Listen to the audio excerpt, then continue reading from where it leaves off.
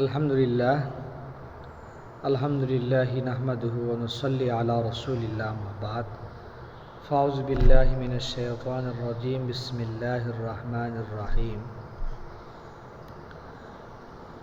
ইয়া আইয়ুহাল্লাযীনা আমানু যকুরুল্লাহা যিকরান কাসীরা ওয়া সাব্বিহুহু বুকরাতান ওয়া আসীলা আল্লাহুম্মা সাল্লি আলা সাইয়্যিদিনা মুহাম্মাদিন আদাদা মা ফি ইলমিল্লাহ সালাতান দাইমাতান বিদাওয়ামি মুলকিল্লাহ। আজকে আমরা সিলসিলায়ে নকশবন্দিয়ার মাশায়েখদের ইসতিলাহাত সম্পর্কে আলোচনা করব, পরিভাষা সম্পর্কে আলোচনা করব।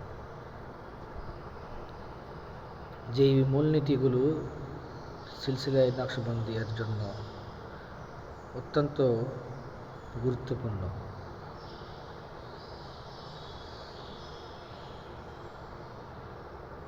তার ভিতরে একটি হলো হুশ দর দম, নজর বর কদম, সফর দর ওয়াতন, খুলুয়াত দর আঞ্জমান, ইয়াদ কর্দ, বাজ গাস্ত, নিগা দাস্ত, ইয়াদ দাস্ত। এই 8টি মূলনীতি হযরত খাজা আব্দুল খালেক গজদওয়ানি রহমতুল্লাহর দিক থেকে বর্ণিত হয়েছে। ওর পরে 3টি উকুফে জামানি, উকুফে আদাদি, উকুফে কলবি, এই 3টিকে নিসবত করা হয়েছে খাজা নকশবন্দি বুখারী রহমতুল্লাহ থেকে বর্ণিত। হুশ দরদম বলতে উদ্দেশ্য হলো সালেকে তরিকত প্রত্যেক নিঃশ্বাসের সাথে জাগ্রত এবং সজাগের সাথে থাকবে।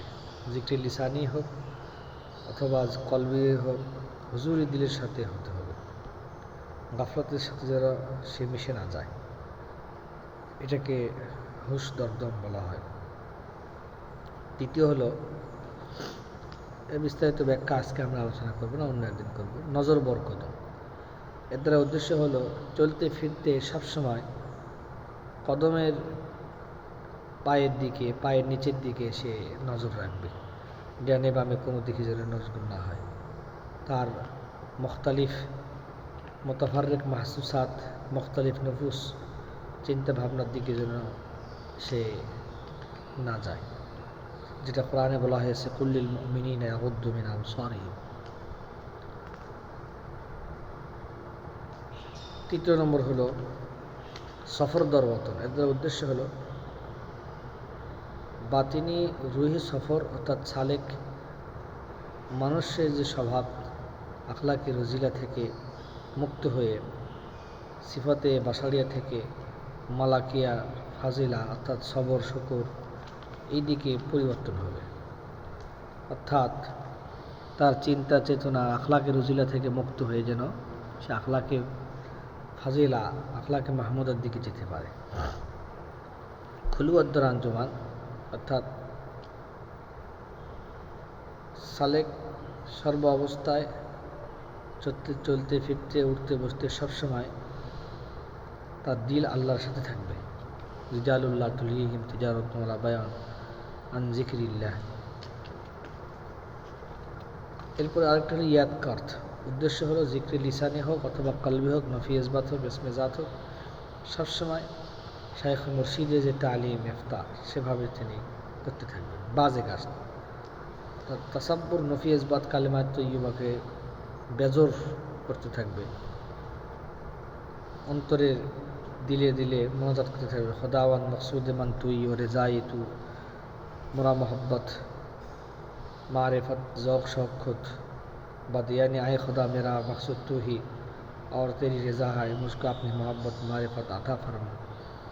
এটা অন্তরের সাথে অত্যন্ত বিনয়ের সাথে পাঠ করতে থাকবে, এটাকে বাজে গাস্ত বলা হয়।